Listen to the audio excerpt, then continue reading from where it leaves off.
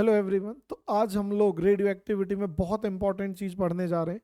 How to predict which particle will be emitted. Alpha निकलेगा, beta निकलेगा या gamma निकलेगा। जेई एडवांस में ऐसी प्रॉब्लम केमिस्ट्री के अंदर 2 से 3 बार पहले भी पूछी जा चुकी है। तो देखिए, सबसे पहले पिछली क्लास में मैंने आपको स्टेबिलिटी बेल्ट के बारे में बताया। तो स्टेबिलिटी बेल्ट के बारे में क्या था, एक ब्रीफ रिव्यू कर लेते हैं। यहाँ नंबर ऑफ न्यूट्रॉन होते थे, यहाँ प्रोटॉन होते थे। तो यहाँ पर एक बेल्ट बनती थी। उस बेल्ट में हमने सारे स्टेबल न्यूक्लियाई लिए थे और ये देखा था कि Z अगर 20 तक है तो न्यूट्रॉन और प्रोटॉन का रेशियो 1 भी होगा तो स्टेबल होगा। लेकिन जो हैवी न्यूक्लियाई थे उनके लिए न्यूट्रॉन टू प्रोटॉन का रेशियो 1 से बड़ा आता था। एक तो ये थी। दूसरी बात हमने और क्या पढ़ी थी लास्ट क्लास में कि N/P का मैक्सिमम 1.52 आ सकती है वैल्यू। इससे ज़्यादा होगी तो ये स्टेबल नहीं होगा। क्यों था, क्या रीज़न था, ये सब हम पिछली में पढ़ चुके। तो N/P रेशियो, अगर अब कोई एलिमेंट है जिसका N/P रेशियो यहाँ है तो वो यहाँ जाना चाहेगा। कोई एलिमेंट है जिसका N/P रेशियो यहाँ है वो भी यहाँ जाना चाहेगा। कोई N/P रेशियो यहाँ है वो भी यहाँ जाना चाहेगा। तो फिर क्या किया जाए भाई। अब हम जो भी करने वाले हैं वो N/P रेशियो के बेसिस पर ये प्रेडिक्ट करने वाले हैं कि कब अल्फा निकलेगा, कब बीटा निकलेगा और कब गामा निकलेगा। सबसे पहला केस, अगर N/P रेशियो रिक्वायर्ड से ज़्यादा है। रिक्वायर्ड से मेरा मतलब है कि N/P वो वाला रेशियो जिसमें कोई चीज़ स्टेबल होती है। तो अप टू 20 तो 1 होगा रिक्वायर्ड, और अब 20 से लेकर 83 तक 1 से थोड़ा सा ज़्यादा होगा। आप पिछला वाला लेक्चर स्टेबिलिटी बेल्ट वाला देख सकते हैं। तो बीटा एमिशन होगा। तो ध्यान से देखिए, अगर N/P रिक्वायर्ड से ज़्यादा है तो बीटा एमिशन कैसे होगा। इधर देखिए, N/P ज़्यादा है N/P रिक्वायर्ड से। तो मैं चाहता हूँ कि N/P रेशियो घटे। ये घटने का तरीका क्या है कि न्यूट्रॉन घटे और प्रोटॉन बढ़े। तो इसका क्या तरीका है कि न्यूक्लियस के अंदर जो न्यूट्रॉन है वो किस में कन्वर्ट हो जाए, प्रोटॉन में। बट ऐसे होने के साथ साथ प्रोटॉन पे पॉजिटिव चार्ज होता है तो एक इलेक्ट्रॉन एमिट होगा और उसके साथ साथ एक एंटी न्यूट्रिनो भी एमिट होगा। वो क्या होता है वो मैं आगे बताऊंगा। तो ध्यान से देखिए, अगर इसके पास 10 न्यूट्रॉन और 10 प्रोटॉन थे तो न्यूट्रॉन किस में कन्वर्ट हो गया है, प्रोटॉन में। तो प्रोटॉन 11 हो जाएंगे और न्यूट्रॉन 9 रह जाएंगे। तो ध्यान से देखिए, अगर मैं इसे XAZ बोलता या XA, अब ये 20 है ना तो ये 20 लिख लेता हूँ और ये 10 लिख लेता हूँ। तो अब यहाँ पर क्या हो जाएगा, अब X की जगह ये क्या बन जाएगा, Y। और ये 20 ही रहेगा बट इसका एटॉमिक नंबर 11 हो जाएगा। तो Y क्यों बना दिया, क्योंकि एटॉमिक नंबर क्या हो गया, चेंज हो गया। तो मैं आ जाता हूँ भाई, न्यूट्रॉन टू प्रोटॉन रेशियो अगर रिक्वायर्ड से ज़्यादा है तो एक बीटा पार्टिकल एमिट होगा। मैंने बेसिक आपको बता दिया है कि बीटा पार्टिकल क्यों एमिट हुआ, क्योंकि न्यूट्रॉन प्रोटॉन में कन्वर्ट हो गया है। एज ए रिजल्ट अगर मैं इसे बनाऊंगा तो ये हो जाएगा वाई। ए में कोई बदलाव नहीं आएगा, जेड की जगह क्या हो जाएगा, Z+1। यहाँ इलेक्ट्रॉन को ही हम लोग बीटा पार्टिकल लिख देते हैं। Beta particle along with it anti neutrino will be emitted. तो जो भी एनर्जी होगी that energy will be shared by beta particle and anti neutrino. That energy will be shared in between beta and, तो हो सकता है सारी की सारी बीटा पे हो सकता है सारी की सारी एंटी न्यूट्रिनो पे हो, या हो सकता है दोनों 30 और 70 या 40-60 में बांट ले। Total energy will be shared by beta particle and anti neutrino. तो क्योंकि एनर्जी वेरिएबल है तो बीटा पार्टिकल की सबकी जो काइनेटिक एनर्जी है वो बराबर नहीं होगी। तो अब आपसे पूछा जाए कि भाई इससे बीटा एमिशन होगा तो क्या होगा। पहली बात तो इससे बीटा एमिशन होगा क्यों, देखिए इसमें अगर मैं न्यूट्रॉन निकालूंगा तो 17 आएंगे, प्रोटॉन 15 आएंगे। तो N/P 1 से बड़ा आ रहा है, 20 तक मैंने बताया था 1 आना चाहिए।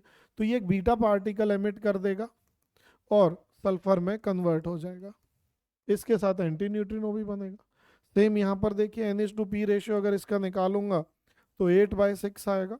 तो ये भी आपका नाइट्रोजन 14 7 प्लस ये हो गया। तो ध्यान से देखिए, जो C14 है वो कैसा पार्टिकल एमिट करता है, बीटा। क्यों एमिट कर रहा है बीटा, क्योंकि उसका N/P रेशियो 1 से ज्यादा है। Beta particle can have energy between 0 to Q value. Q value आप फिजिक्स में पढ़ चुके हो।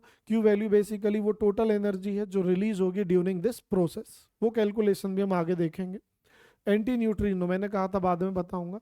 तो एंटी न्यूट्रिनो पार्टिकल ऐसा होगा कि इसके ऊपर कोई चार्ज नहीं होगा, इसका मास भी नेग्लिजिबल है। तो अब ध्यान से देखो, मास भी ना के बराबर है, चार्ज भी नहीं है, तो इसे डिटेक्ट कैसे करें। It's very difficult, it weakly interact with the matter, so very difficult to detect. तो आपको ये करेक्टरिस्टिक भी पता होंगी तो आपका काम हो जाएगा। Right a nuclear reaction for the beta decay. तो अब बता दिया कि बीटा डिके होगा तो आपको न्यूक्लियर रिएक्शन लिखनी आनी चाहिए। देखिए 82 से क्या हो जाएगा 83, तो आपको ये एटॉमिक नंबर याद होना चाहिए। ये मैंने बीटा डिके लिख दिया। यहाँ पर क्या होगा, थोरियम से क्या बन जाएगा भाई 91, और मास में कोई बदलाव नहीं होगा, सेम। यहाँ पर 89 से क्या बन जाएगा 90, थोरियम 227 प्लस सेम। तो आपको ये एमिशन तब लिख पाओगे तब आपको एटॉमिक नंबर याद होंगे। मैंने लास्ट क्लास में भी बताया था 83 से लेकर 104 तक ये सारे याद कर लीजिए। डी एंड एफ ब्लॉक वैसे भी करना चाहिए आपको, एडवांस का ये पार्ट है। अब अगला केस, तो अभी मैंने केस लिया था कि एन बाई पी अगर ग्रेटर देन रिक्वायर्ड है तो वो ग्रेटर है तो कम होना चाहता है, बट अगर एन बाई पी लेस है तो क्या होगा।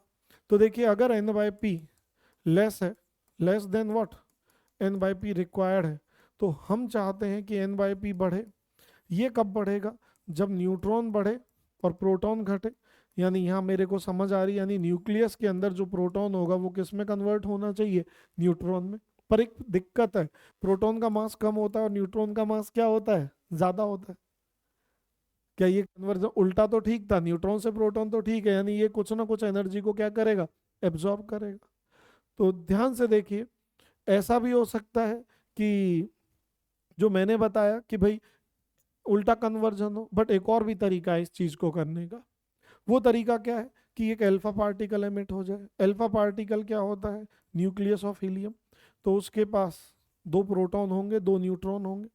तो अगर मैंने इससे अल्फा पार्टिकल निकाला तो 2 घटेगा, तो ये थैलियम हो जाएगा 81, और मास भी 4 से घटेगा तो कितना हो जाएगा 209, और मैं इसे He42 लिख दूं या इसे अल्फा पार्टिकल लिख दूं। हो गई भाई काम। तो अगर मैं इसमें एन बाई पी रेशियो देखूंगा, इसका अगर मैं एन बाई पी रेशियो देखूंगा तो अलग आएगा, इसका एन बाई पी रेशियो अलग आएगा। तो इसमें प्रोटॉन कितने हैं 81, और न्यूट्रॉन कितने हैं 209 माइनस 81। इसमें प्रोटॉन कितने हैं 83, और न्यूट्रॉन कितने हैं 213 माइनस 83। तो आप ये निकालेंगे तो ये दोनों एन बाई पी रेशियो में, देखिए ये एन बाई पी रेशियो जो पहला वाला था ये छोटा है, तो ये बढ़ जाएगा, इट विल बी ग्रेटर। तो अल्फा पार्टिकल के एमिट होने से भी एन बाई पी रेशियो क्या हो जाता है, बढ़ जाता है। मुझे बढ़ाना ही तो है क्योंकि वो छोटा है। और एक मजेदार बात बताता हूं, ये जो 2 चीजें बनेंगी, both of these will be isodiaphers, मतलब इनमें न्यूट्रॉन माइनस प्रोटॉन का जो डिफरेंस है वो दोनों में क्या होगा, सेम। तो अल्फा डिके के बाद जो 2 चीजें बनेंगी इसे बोलते हैं पेरेंट, क्या बोलते हैं पेरेंट, और इसे क्या बोलते हैं डॉटर। सन नहीं बोलते भाई, डॉटर बोलते हैं। तो ये डॉटर न्यूक्लियाई है, पेरेंट न्यूक्लियाई है। अगर अल्फा डिके होने के बाद पेरेंट से अगर अल्फा डिके हुआ और डॉटर न्यूक्लियाई बना तो बताइए क्या होगा। अगर डॉटर न्यूक्लियाई बना तो daughter nuclei as well as parent nuclei both will be, what, both will be isodiapher of each other. All alpha particle emitted from disintegration will have same kinetic energy। बड़ा important point है। Beta particle की variable थी, 0 से kई max तक हो सकती थी, but जितने भी अल्फा पार्टिकल हैं उन सबकी काइनेटिक एनर्जी क्या होगी, कांस्टेंट। क्योंकि यहाँ काइनेटिक एनर्जी किसी न्यूट्रिनो या एंटी न्यूट्रिनो के साथ शेयर नहीं है, जो भी रिलीज हो रही है वो इससे हो रही है। तो हम इसे ऐसे भी डिनोट कर देते हैं ए जेड। अगर अल्फा पार्टिकल का एमिशन होगा तो Y A-4 Z-2 plus He42। I hope now it is clear. तो बीटा एमिशन हो गया, लेकिन यहाँ पर अगर आप बीटा एमिशन करना चाहते हैं तो इनको आप अपने आप ट्राई कर सकते हैं। भाई Bi83 है तो थैलियम 81 बनेगा, और ये कितना हो जाएगा 207 He4। यहाँ पर ये 90 है तो ये कितना बनेगा 88, और 226 प्लस He24। इसका करना है तो क्या बनेगा 86, 4 माइनस करूंगा तो 218 plus He24। I hope now it is clear. अब मैं अगले पर बढ़ता हूँ। अगर एन वाई पी लेस है तो एक और तरीका है पॉजिट्रॉन डिके। ये वो तरीका है जो मैं आपको बता रहा था कि एक जो प्रोटॉन है वो न्यूट्रॉन में होगा और उसके साथ ई प्लस। तो ई प्लस क्या, एंटी पार्टिकल ऑफ इलेक्ट्रॉन, इसका मास इलेक्ट्रॉन के बराबर ही होगा, चार्ज बस इसका ऑपोजिट होगा। तो यहाँ पर आप ध्यान से देखिए प्रोटॉन किस में कन्वर्ट हो रहा है, न्यूट्रॉन में। तो एक प्रोटॉन घट जाएगा। प्रोटॉन घटने से क्या होगा, अगर मैं ये लिखूं एक्स ए जेड, तो मेरा जो वाई बनेगा ये क्या होगा, Z-1, ए सेम रहेगा और यहाँ पर E प्लस होगा। वहाँ E माइनस था तो एंटी न्यूट्रिनो एमिट हो रहा था, और यहाँ क्या होगा, न्यूट्रिनो हो गया का, तो यहाँ न्यूट्रिनो होगा। तो inside nucleus a proton is converted into neutron और along with it a positron is emitted. तो पॉजिट्रॉन को हम लोग ऐसे भी लिख सकते हैं, this process is called positron decay. तो आइसोलेटेड प्रोटॉन आपका एग्जिस्ट नहीं कर सकता। प्रोटॉन जो है वो सिर्फ किसके अंदर एग्जिस्ट करता है, न्यूक्लियस के अंदर, राइट। तो right a nuclear reaction for positron decay. तो यहाँ अगर आपको लिखना है पॉजिट्रॉन डिके आपको कराना है, ध्यान से देखिए मैंने Z लिया था तो यहाँ क्या कर दिया था, Z-1, तो Na है तो यहाँ पर क्या हो जाएगा, नियॉन 10, और मास में कोई बदलाव नहीं आएगा। यहाँ पर क्या हो जाएगा, नाइट्रोजन 7, यहाँ पर सॉरी नाइट्रोजन नहीं 5 होगा तो बोरोन, बोरोन, और यहाँ आप लिख सकते हो न्यूट्रिनो। सिमिलरली यहाँ पर क्या हो जाएगा, आर्गन 18 एंड 38, तो it will be beta positive and neutrino. I hope now it is done. तो ये अब मैं आता हूँ तीसरे केस पर।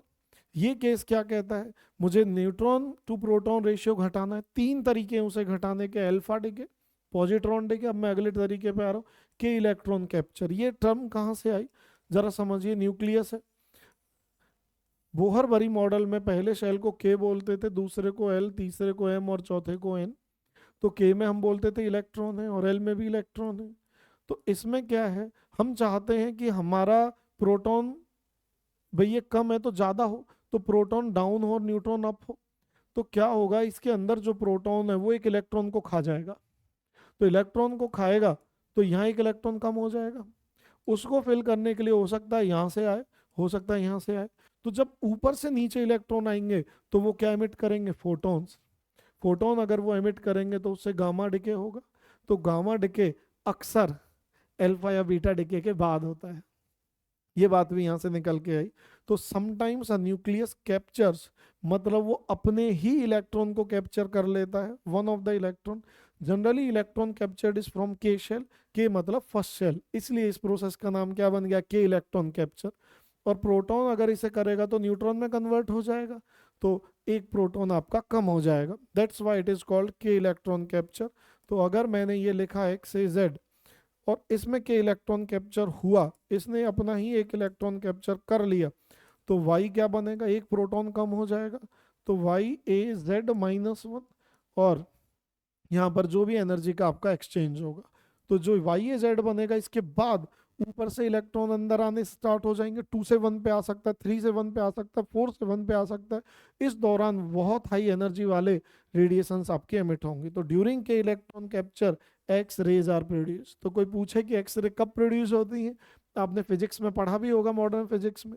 तो ड्यूरिंग के इलेक्ट्रॉन कैप्चर। तो मेरे हिसाब से ये हो गया।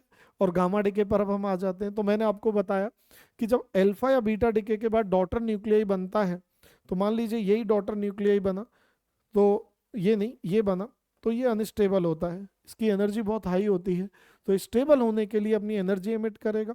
एनर्जी एमिट करेगा तो क्या एमिट करेगा, रेडिएशंस। तो देखिए, when emission of alpha or beta particle takes place, then daughter nuclei obtain is in excited state and it comes to ground state by emission of electron. तो जो daughter बना था वो एक्साइटेड स्टेट में था, और एक्साइटेड स्टेट में बनने के पीछे क्या लॉजिक था, अभी अभी मैंने बताया। ये कैप्चर करके सपोज ये बन गया YaZ-1, तो ये एक्साइटेड है। अब ये ग्राउंड में आने के लिए रेडिएशन एमिट करेगा। तो जो रेडिएशंस ये एमिट करेगा, उन रेडिएशंस को हम लोग क्या बोलते हैं, गामा डिके। तो gamma decay will always take place after alpha और बीटा, ऐसे नहीं डायरेक्ट गामा हो जाएगा। तो अल्फा या बीटा डिके हुआ है, उसके बाद ही गामा डिके होगा। तो ये दिखा रखा है भाई, इससे निकल बना और बीटा एमिशन हुआ। तो ये जो निकल बना इट इज अनस्टेबल। तो ये जो अनस्टेबल निकल है ये बाद में आपको गामा दे रहा है। आई hope now it is clear. और अब इस क्लास के बाद आपको ये आइडिया होगा कि भाई किस तरीके से आप प्रिडिक्ट कर पाएंगे कि अल्फा बीटा और गामा डिके कब होगा। तो सबसे पहले मैंने आपको बताया, दोबारा सुन लीजिए, अगर एन बाई पी रिक्वायर्ड से ज़्यादा है तो किसका डिके होगा, बीटा डिके। बट अगर एन बाई पी रिक्वायर्ड से कम है तो कितनी पॉसिबिलिटीज हैं, 3। कौन कौन सी, अल्फा डिके की एक पॉसिबिलिटी है, दूसरी पॉसिबिलिटी क्या थी कि आपका जो न्यूट्रॉन था वो किस में कन्वर्ट हो रहा था, प्रोटॉन। बट ऐसा सॉरी, आपका एन बाई पी बढ़ाना है ना, तो आपको एन बाई पी कम है तो बढ़ाना है तो प्रोटॉन बनना चाहिए, ठीक है। और जो तीसरा था वो क्या था, के इलेक्ट्रॉन कैप्चर, तो उसमें उल्टा होगा, यहाँ पर प्रोटॉन से न्यूट्रॉन बनेगा। तो के इलेक्ट्रॉन कैप्चर हो सकता है प्रोटॉन से न्यूट्रॉन, तो इसको हम लोग क्या बोलते हैं, इसमें पॉजिट्रॉन का डिके होगा, पॉजिट्रॉन निकलेगा। और beta particle is anti particle of positron. तो ये ध्यान रखना, 3 जो केस बने हैं वो तभी बनेंगे when n by p is less than n by p required. और एन बाई पी अगर ग्रेटर है तो फिर एक ही केस है बीटा, जैसे मैंने आपको बताया कि C14 6 में ये होता था। आई होप आज की क्लास के बाद आप लोगों को ये आइडिया होगा कि कैसे आप प्रेडिक्ट कर सकते हैं कब अल्फा बीटा और गामा डिके होगा। और मैं आपको जो मॉड्यूल प्रोवाइड करूंगा आज उसे आप सॉल्व कर लेना, ऐसी बहुत सारी प्रॉब्लम मिलेंगी और उसके बाद आपको कोई दिक्कत नहीं होगी। Thank you everyone.